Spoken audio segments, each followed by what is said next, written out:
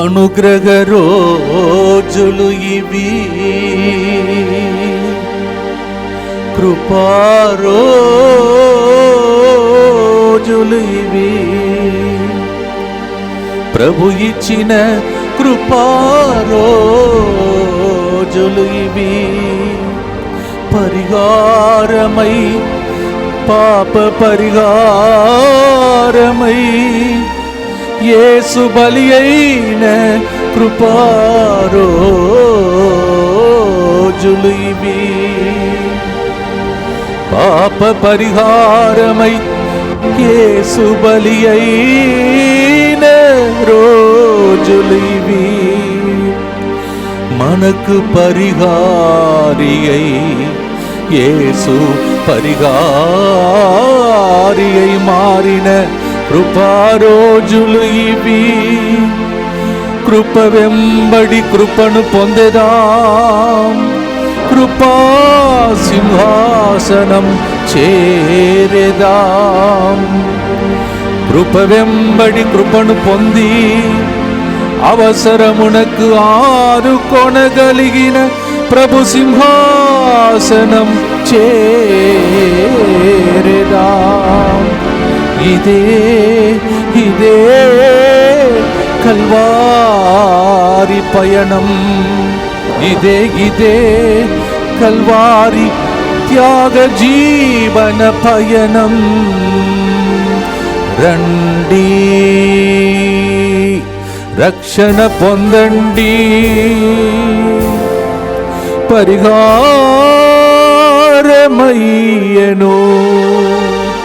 మనకు యేసు పరిహారి అయ్యెను. ఎంత భాగ్యము యేసుతో 40 రోజులు, ఇది మనకు ఎంతో భాగ్యము. అవును ప్రియమైన సహోదరి సహోదరులారా, యేసుతో 40 రోజులు గడిపే ఇంకొక కృపాకాలమును మనకు దేవుడు ప్రసాదిస్తున్నాడు. మనం నశించిపోకూడదని, అందరూ రక్షింపబడాలని, భూలోకంలో ఆనందముతో జీవించాలని, ఒకరోజు పరలోకం చేరాలని మనకిచ్చిన కృపాకాలంలో దైవజనులు దైవజనురాలు అనేక మంది మీకు వాక్య పరిచరణ చేయబోతున్నారు. రండి, దేవుని వాక్యాన్ని విని మీ జీవితంలో ఎదురు చూస్తున్న కార్యములన్నీ ప్రభు జరిగించునుగాక. కృప వెంబడి కృపని ఇప్పుడే పాడాం. ఆ కృపతో దేవుడు ఈ కార్యక్రమం ద్వారా మనలందరినీ దీవించునుగాక. God bless you. Praise the Lord, praise the Lord. యేసుతో 40 రోజులు కార్యక్రమంలో ఈరోజు ప్రార్థన మరియు ఉపవాస ప్రార్థన గురించి మనం ధ్యానిస్తాం. ప్రార్థన చేసుకుందామా? దేవుని వాక్యం వినే ముందు ప్రతి ఒక్కరు విశ్వాసంతో ప్రార్థన చేయండి. మీరు ఎక్కడున్నా సరే, ఏ ప్రాంతం ఉన్నా సరే, ఈ ఆన్లైన్లో వాక్యం వీక్షిస్తున్న ప్రజలందరూ వైపు చూసి మేము ప్రార్థిస్తున్నాం. ప్రభువా యేసయ్యా, మేము నమ్మి ఉన్నామయ్యా, మేము విశ్వసిస్తున్నామే. మీ నామంలో వాక్యం వినబూచున్న వారు జీవితంలో ఊహించని మా అద్భుత కార్యం జరిపించమని ప్రార్థిస్తున్నాం. యేసే కని విని ఎరగని మహా అద్భుత కార్యం ప్రతి ఒక్కరి జీవితంలో జరిపించమని, మీ కృప, మీ దయ, మీ కరుణ అనే వస్త్రం వారి మీద కప్పమని యేసే ఆమె మొరపెడుతున్నామయ్యా. ఎంతో వేదనతోనూ, దుఃఖంతోనూ, బాధలతోనూ, కష్టంతో, ఇబ్బందులు ఉండవచ్చును. కానీ వాక్యం వింటున్నగానే వారికి విడుదల దయచేయమని ప్రార్థిస్తున్నాం. వారికి విడుదల దయచేయమని మొరపెడుతున్నామయ్యా. ఈ తపస్కాలం ప్రార్థన ఎంత ముఖ్యమో ఆ వాక్యాన్ని మేము ధ్యానిస్తున్నామయ్యా. ఈ సమయంలో ఆ వాక్యం ధ్యానిస్తున్న సమయంలోనే వాక్యం వినబోచున్నానికి విడుదల దయచేయమని యేసునామమున ప్రార్థిస్తున్నాం తండ్రి. ఆమేన్, ఆమేన్. ప్రార్థన అంటే ఏమిటో చూద్దామా? ప్రార్థన అంటే దేవునితో సహవాసం చేయడం. ప్రార్థన అంటే దేవునితో సంబంధం కలిగి జీవించడం. అంటే ప్రార్థన అంటే మన కష్టాలలో, మన ఇబ్బందులలో, మన ఇక్కట్లలో ప్రభుని జోక్యం చేసుకొని దేవుని అర్థించడం. ప్రభువా వీటిలో జోక్యం చేసుకొని మొరపెడతామన్నమాట. అంటే మన సమస్యలలో, మన కష్టాలలో, మన ఇబ్బందుల్లో, మన బాధలలో ప్రభువా మీరు జోక్యం చేసుకొని వాటి నుండి విడుదల దయచేయమని ప్రభునకు అర్థించడం, మొరపెట్టుకోవడం అనమాట. ప్రార్థన లేకపోతే దేవుని యొక్క మహిమను మనం చూడలేమండి. ప్రార్థన లేకపోతే దేవునితో ఉన్న మంచి సంబంధాన్ని కోల్పోతాం. ప్రార్థన లేకపోతే మనం దేవునికి దూరంగా వెళ్ళిపోతామని గుర్తుంచుకోండి. ప్రార్థన లేకపోతే మనము దుష్టునికి దగ్గరగా వెళ్ళడము జరుగుతుంది, అంటే పాపంలోనికి వెళ్ళిపోతుంటామని గుర్తుంచుకోండి. అందుకే పరిశుద్ధ గ్రంథంలో రోమీయులకు రాసిన 3వ అధ్యాయం 23వ వచనంలో మానవులందరూ పాపం చేసి దేవుని యొక్క మహిమలు పొందుకోలేకపోతున్నారండి. అంటే దేవుని యొక్క మహిమలు మనం ఎందుకు పొందుకోలేకపోతున్నామంటే మనం పాపం చేయడం వలన, మన పాపం మీద బిజీగా ఉండి దేవుని లోనికి వెళ్ళి మన దేవునికి దూరంగా వెళ్ళిపోతున్నామని గుర్తుంచుకోండి. అంతేకాదు దేవుని యొక్క అనుగ్రహములు మహిమలు మన మీద మన కుటుంబం మీద కుమ్మరించబడట్లేదు. అంటే పాపం చేయకుండా ప్రార్థన అనేది ఒక ఆయుధంగా పనిచేస్తుందని గుర్తుంచుకోండి. ఆయుధము ప్రతి వాటిని కట్ చేస్తుందని గుర్తుంచుకోండి. అంటే పాపము లోనికి రాకుండా ప్రార్థన అనేది ఒక ఆయుధంగా పనిచేస్తూ ఆ పాపమును కత్తిరించి వేయబడతాయి.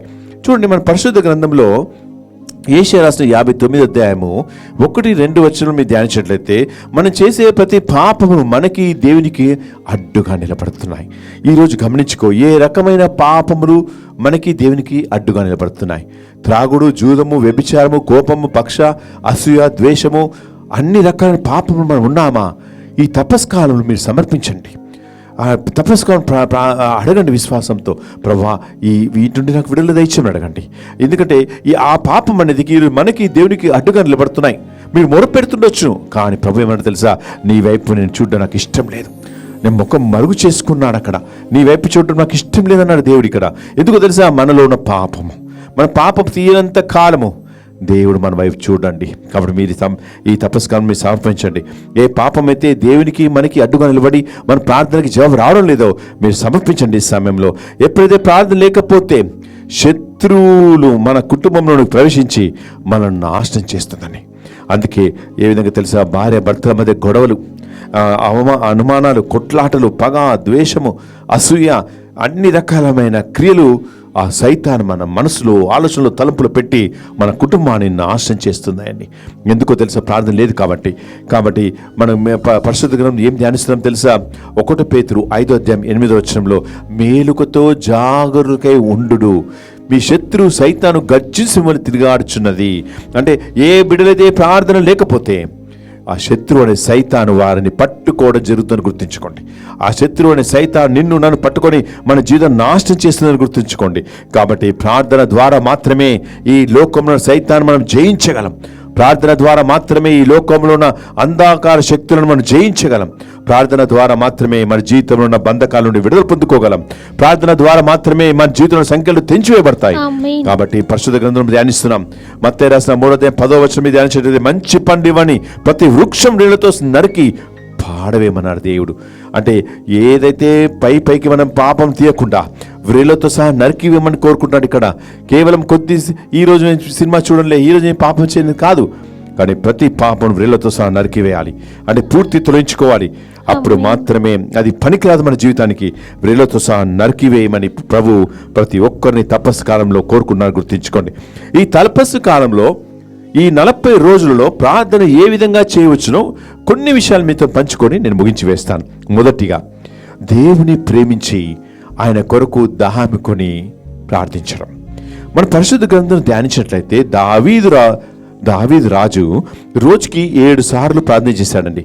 కొన్నిసార్లు ప్రార్థించాడు, కొన్నిసార్లు స్తుతించాడు. కానీ గుర్తించుకోండి, రాజే ఉండి కూడా దావీదు రోజుకి 7 సార్లు ప్రార్థన చేశాడు. ఏదో ప్రార్థన చేస్తాడో చదువుదామా?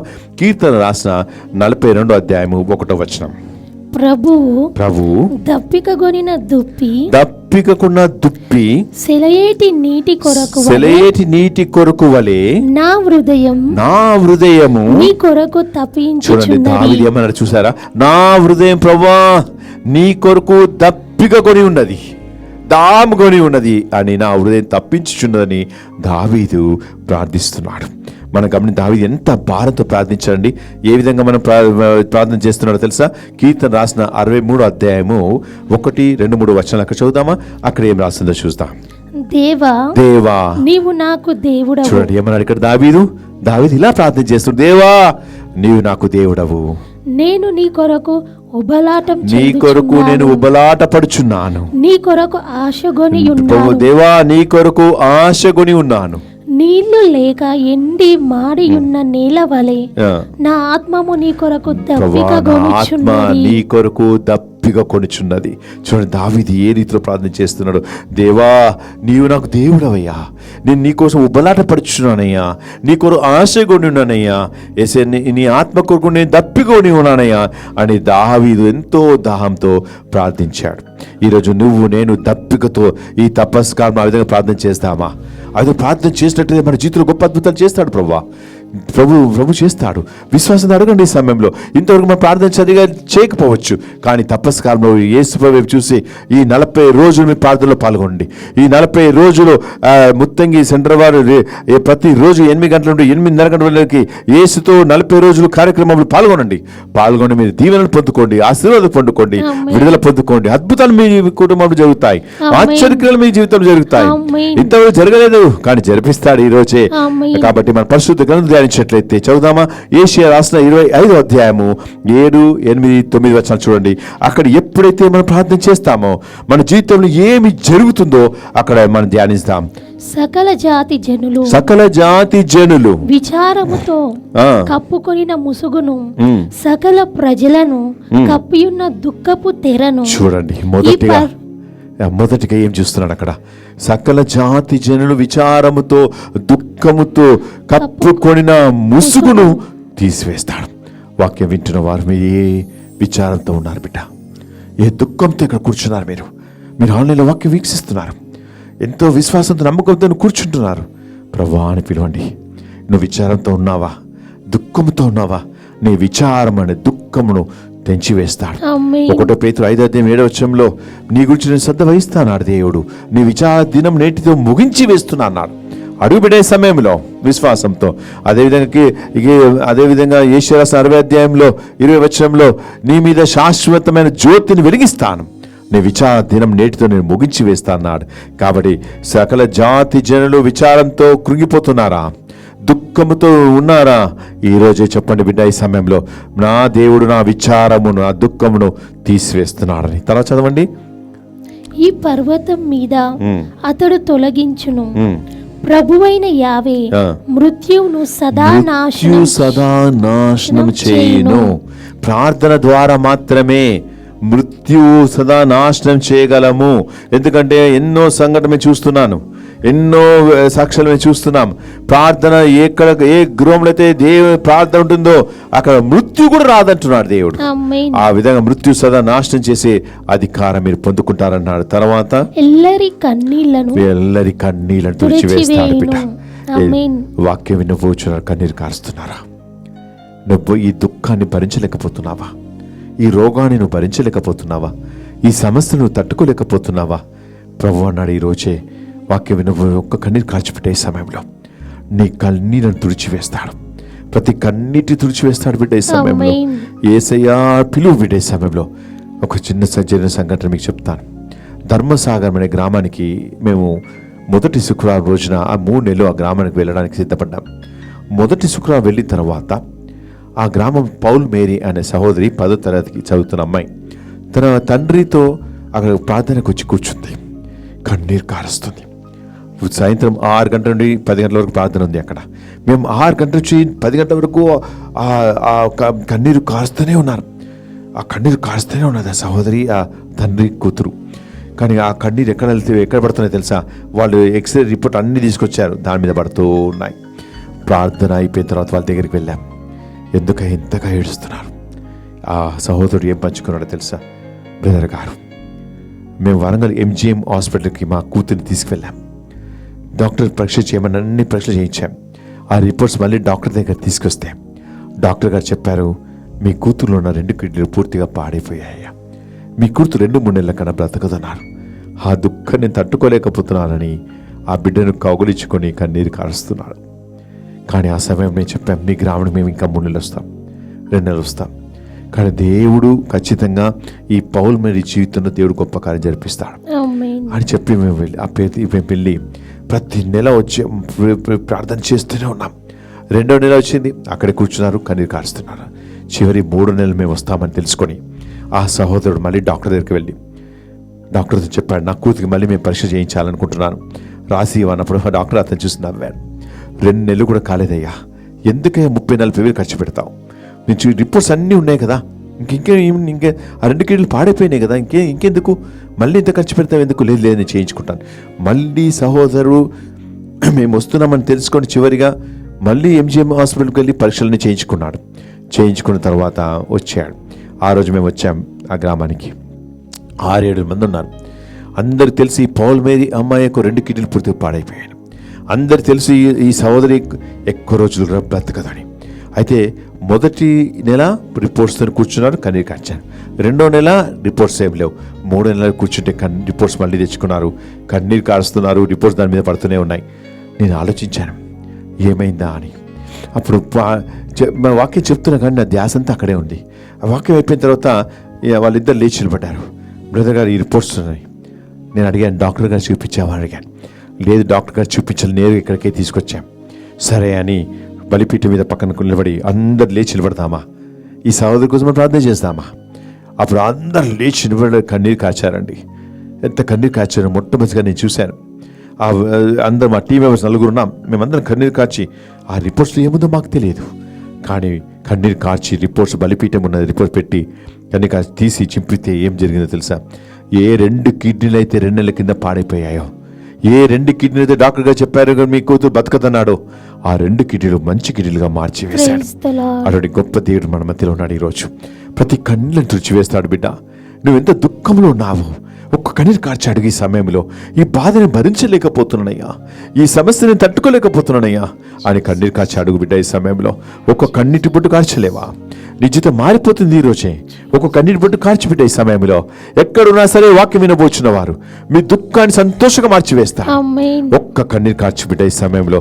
ఎందుకంటే దాహముతో దప్పికతో ప్రార్థించినప్పుడు యేసు ప్రభువు నిన్ను గమనిస్తాడు. బిడ్డ, నేను గమనించే దేవుని జీవితం గొప్ప కార్యం జరిపిస్తాడు.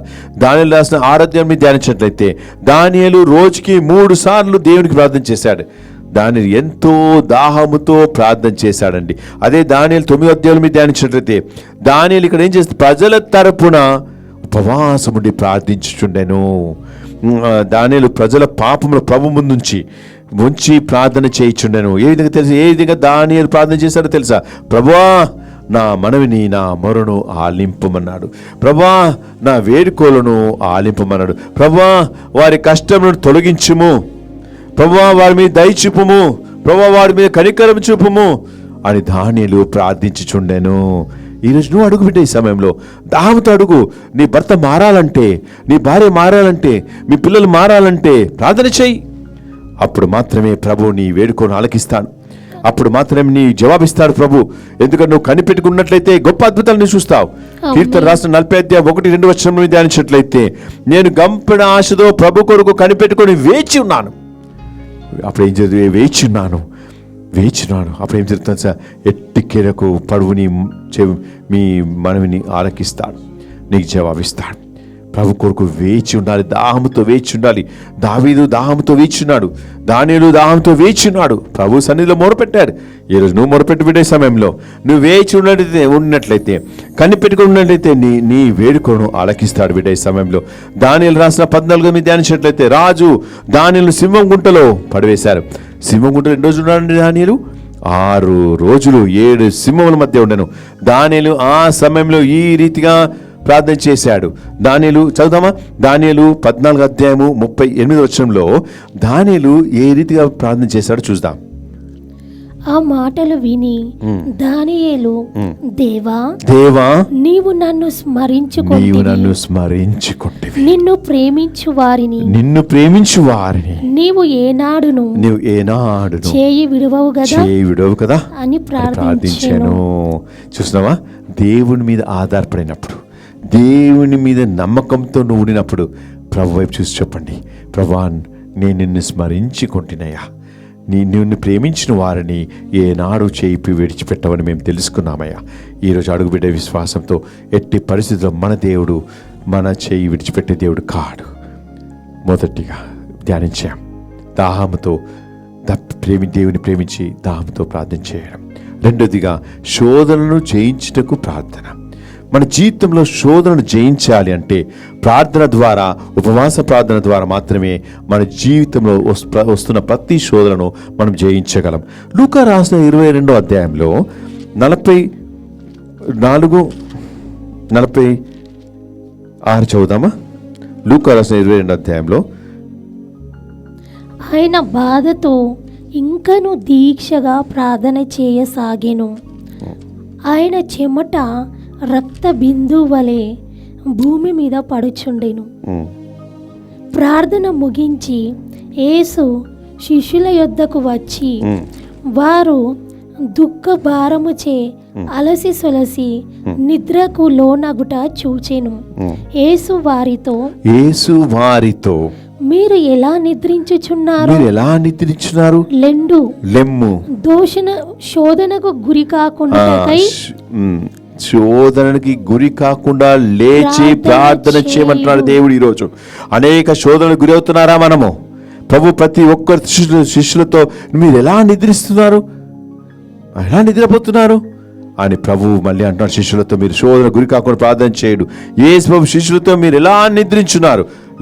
రెండు శోధనలు గురి కాకుండా ప్రార్థన చేయడు అన్నాడు. మన జీవితంలో సంభవించే ప్రతి తుఫాను, ప్రతి సమస్యలను, ప్రతి కష్టములను, ప్రతి బాధలను జయించుటకు మీరు కూడా శోధనలకు గురి కాకుండా ప్రార్థన చేయాలి. ప్రార్థన చేయమని ప్రభు ప్రతి ఒక్కరిని కోరుకుంటున్నాడు. ఇక్కడ నువ్వు ప్రార్థన ద్వారా మాత్రమే నీ జీవితంలో సంభవించిన ప్రతి శోధనను మనం జయించగలం. అందుకే చూడండి, ప్రార్థన లేకపోతే ఏం జరుగుతుందో తెలుసా? 2 సాముయేలు 11వ అధ్యాయంలో దావీదు శోధనకు గురి అయ్యాడు. దావీదు యుద్ధానికి వెళ్లకుండా మేడపైకి ఎక్కి అటు ఇటు తిరుగుతూ స్నానం చేస్తున్న ఒక స్త్రీని చూశాడు. ఆ స్త్రీని చూసిన తర్వాత దావీదు ఒక కోరిక కలిగాను. ఆమె ఎవరో తెలుసుకొని, బెత్షెబా అని తెలుసుకొని ఆమెను పిలిపించుకొని దావీదు ఆమెతో పాపం చేశాను. అంతేకాదు, ఆ పాపము కప్పిపించడానికి దావీదు బెత్షెబా భర్త అయిన ఉరియాను హత్య చేశాను. అంటే దావీదు అంతకుడుగా మారెను. దావీదు ఎప్పుడైతే పాపం చేసి ఉన్నాడో దావీదులోని అభిషేకాన్ని కోల్పోయాడు.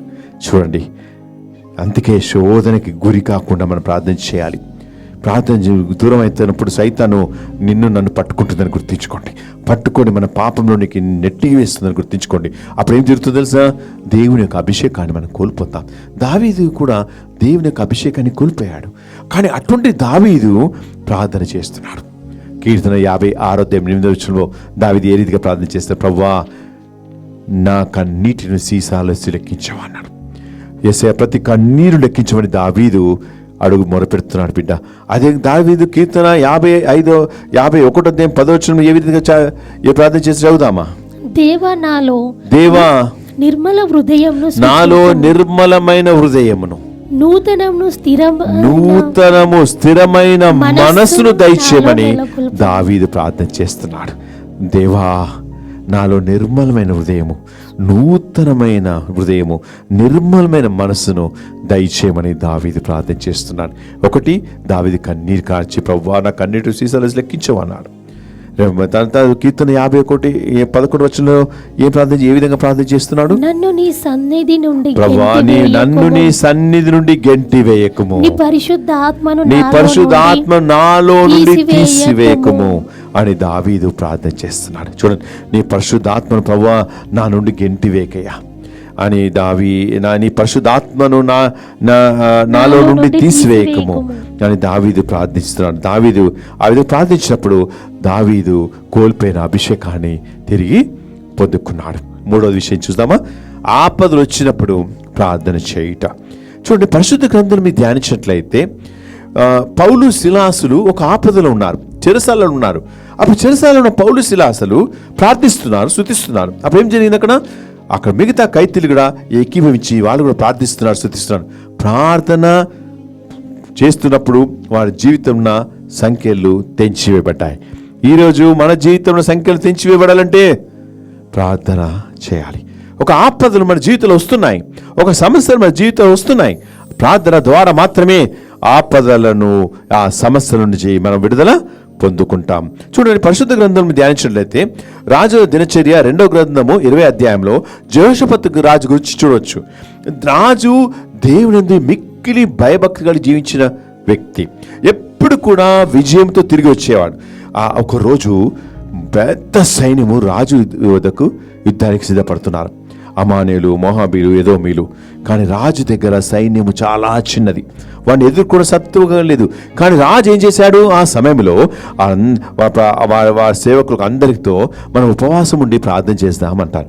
ఎప్పుడైతే ఉపవాసం ఉండి ప్రార్థన చేసినప్పుడు వారు అప్పుడు రాజు ఉపవాసం ప్రార్థన చేసినప్పుడు ఆ ప్రార్థన ముగించే లోపే ఆ శత్రులు అందరూ కూడా నేలమట్టమయ్యారు. చూడండి, ప్రార్థన ద్వారా మాత్రమే ఉపవాసం ఉండి ప్రార్థించినప్పుడు ఈ ఆపద నుండి జెహోషాపాతు రాజు బయటికి రాగలిగాడు. అంతే కీర్తన 120 అధ్యాయం 1వ వచనం చదువుదామా? అక్కడ ఏం రాస్తుందో చూద్దాం. కీర్తన 120 అధ్యాయము 1వ వచనం. ఆపదలలో నేను ప్రభువునకు మొరపెట్టి. చూడండి, ఏం చేయం ఇక్కడ గుర్తుంచుకోండి, వాక్యం అందరూ శ్రద్ధగా వినండి. మీ ఆపదలో ఎవరికి మొరపెడుతున్నాము? ప్రభునకు మొరపెట్టి తిని. అతడు నా వేడుకలు. రెండవదిగా, ఆపదలలో ప్రభునకు నేను మొరపెట్టుకున్నప్పుడు అతడు నా వేడుకలను ఆలించెను. రాజు ఆపదలు ఉన్నప్పుడు ప్రభు వైపు చూసి మొరపెట్టినప్పుడు అతని వేడుకలను ఆలించాడు. ఈరోజు మనము కూడా ఆపదల్లో, ఇక్కట్లో, సమస్యలో ఉన్నప్పుడు ప్రభు వైపు చూసి మొరపెట్టినప్పుడు ప్రభుని మొరను ఆలకిస్తాడు, మీకు జవాబిస్తాడు. చూడండి, దానియేలు 3వ అధ్యాయంలో నెబుకద్నెజరు రాజు పెద్ద సువర్ణ విగ్రహం ఏర్పాటు చేసినప్పుడు ఆ సువర్ణ విగ్రహం అందరూ ఆరాధించాలి, పూజించాలి అని ఒక నిబంధన పెడతాడు.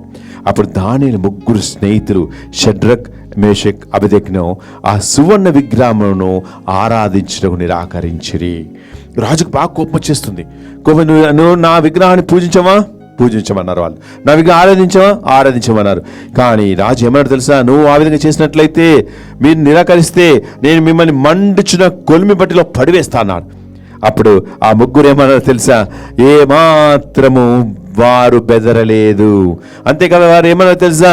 మీరు మాకు ఎన్ని ఆపదలు సృష్టించినా సరే, మీరు ఎన్ని కష్టాలు మాకు పెట్టినా సరే, మమ్మల్ని మండుచున్న కొలిమి బట్టిలో మమ్మల్ని పడివేసినా సరే, ఈ ఆపద నుండి మా దేవుడు మమ్మల్ని కాపాడుతాడన్నారు. చూడండి ఎంత గొప్ప దేవుడు. ఆ రాజు ఆ 3 బంధించి కొలిమి బట్టిలో పడివేశారు. వారు మాత్రం మండుచున్న మంటల నుండి సురక్షితంగా బయటికి వచ్చారు. Praise the Lord. ప్రతి ఆపదలో బయటికి రప్పించే దేవుడు మన మధ్యలో ఉన్నాడు. అంటే యోనా 1వ అధ్యాయాన్ని ధ్యానించినట్లయితే ప్రభు ప్రత్యక్షమై అతనితో నీవు నినెవే పట్టణకు వెళ్ళమన్నప్పుడు యోనా తప్పించుకొని తర్కీష్ అనే ప్రాంతానికి వెళ్ళిపోతున్నాడు. అప్పుడు ఏమి జరిగింది తెలుసా? ప్రభు ఆజ్ఞాపింపగా చేప యోనాను మృంగివేశాను. యోనా ఏం చేశాడు? అక్కడ ఆపద వచ్చింది. ఎక్కడున్నాడు? చేప కడుపులో ఉన్నాడు. కానీ చేప కడుపులో ఉండి యోనా ప్రార్థిస్తున్నాడు, ప్రభు ఈ ఆపద నుండి బయటికి రప్పించేయ్యా, ఈ సమస్య నుండి బయటికి రప్పించేయ్యా అని ప్రార్థిస్తున్నప్పుడు ఏం జరిగింది? యోనా ఆలకించి ప్రభు చేపను ఆజ్ఞాపింపగా మళ్ళీ యోనా బయటికి వచ్చాను. Praise the Lord. మనం ప్రార్థన చేసినప్పుడు ప్రతి ఆపద నుండి మనం బయటికి రాగలం. ఈరోజు నువ్వు ఎక్కడెక్కడ ప్రాబ్లమ్స్ ఉన్నాయి, ఏ సమస్యలు ఉన్నాయి, ఏ ఆపదలు ఉన్నాయో ఖచ్చితంగా నువ్వు బయటికి రాగలమని గుర్తుంచుకోండి. కాబట్టి విశ్వాసంతో మీరు అడగండి. ఈ సమయంలో ప్రభు ఒక్కరు మాత్రమే జీవితంలో గొప్ప కార్యం జరిపిస్తాడు బిడ్డ ఈ సమయంలో.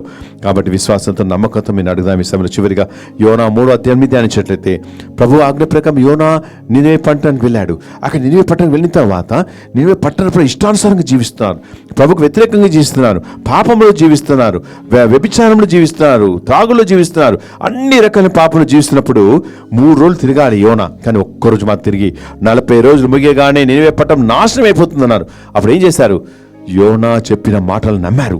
ఆ రాజుతో పాటు ప్రజలందరూ ఉపవాసం ఉండడానికి సిద్ధపడ్డారు. ఉపవాసం ఉండి ప్రభువా నీ యొక్క కోప ఉగ్రాన్ని ఇక్కడ తీసివేమని కన్నీరు కార్చారు, విలపించారు. అప్పుడు ప్రభు యొక్క కోప ఉగ్రాన్ని తగ్గించుకొని వాళ్ళందరినీ కాపాడడం జరిగింది. ఆ విధంగా ఆ ఆపద నుండి వారిని కాపాడడం జరిగింది. ప్రార్థన చేసుకుందామా? పరిశుద్ధ ఆత్మదేవ, యేసే మేము నమ్మి ఉన్నామయ్యా. ప్రార్థన, ఉపవాస ప్రార్థన ద్వారా మాత్రమే మా జీవితంలో సంభవించు ప్రతి తుఫానును తెంచివేయగలమయ్యా. ప్రార్థన ద్వారా మాత్రమే ఈ లోకమున్న సైతాను క్రియల నుండి మనం విడుదల పొందుకుంటామయ్యా. ఈ వాక్యం వినవచ్చిన వారు మీరు ఎక్కడున్నా ఈ తపస్కారం ప్రార్థన చేయండి, ఉపవాసం ఉండి ప్రార్థన చేయండి. ప్రభు మీద నమ్మకంతో అడగండి. ఈ సమయంలో అన్న ప్రార్థించింది కన్నీరుగా, ప్రభా నాకు ఒక మగబిడ్డని ఇవ్వమన్నప్పుడు అన్న ప్రార్థన ఆలకించి ఆ బిడ్డకి మగబిడ్డనిచ్చాడు. అందరు ఎగతాళి చేశారు, గొడ్రాలు నిందలు వేశారు, అయినా సరే ఆమె ప్రార్థన విడిచిపెట్టలేదు, కన్నీరు కార్చింది. ఈరోజు నువ్వు కన్నీరు కార్చాడకు, ప్రార్థన చేసి ఈ ఉపవాసంలో దినాలలో ఉపవాసం ఉండి ప్రార్థన చేయి. ప్రత్యేక 40 రోజులలో మీరు ఒక నిర్ణయం చేసుకోండి. ఆ విధంగా నువ్వు ప్రార్థించినప్పుడు నీ జీవితం గొప్ప అద్భుతాలు జరిపిస్తాడు. ఇంతవరకు మీ జీవితం జరగలేదని దిగులుతో కూర్చున్నావా? దప్పికొని దాహంతో ప్రార్థన చేయాలని మనం మొదటిగా నేర్చుకున్నాం. రెండవదిగా శోధనని గురి కాకుండా మనం ప్రార్థన చేయాలి. మూడవదిగా ఆపదలో మనం ప్రార్థన చేయాలి. మనం ఎప్పుడైతే మనం ఆ విధంగా ప్రార్థన చేసినప్పుడు మన బాధలు, కష్టాలు, ఇబ్బందులు నుండి కూడా మనం విడుదల పొందుకుంటామని గుర్తుంచుకోండి. యేసయ్య ఈ వాక్యం వినబోచున్న వారు నా పట్టుదలతో మీరు ప్రార్థన చేయండి, అప్పుడు విడుదల పొందుకుంటారు. పరిశుద్ధ ఆత్మదేవ, ఈరోజే ఈ వాక్యం వినబోచున్న వారి జీవితాలలో విశ్వాసంతో, నమ్మకంతో ప్రార్థిస్తున్నామయ్యా. వాళ్ళ ప్రతి ఒక్క జీవితం విడుదల దయచేయమని, ప్రతి ఒక్కరి జీవితం అద్భుత ఆశ్చర్యాలు జరిపించమని యేసు అతి పరిశుద్ధ నామమున ప్రార్థన చేసి పెట్టుకున్నాం తండ్రి. ఆమేన్. God bless you.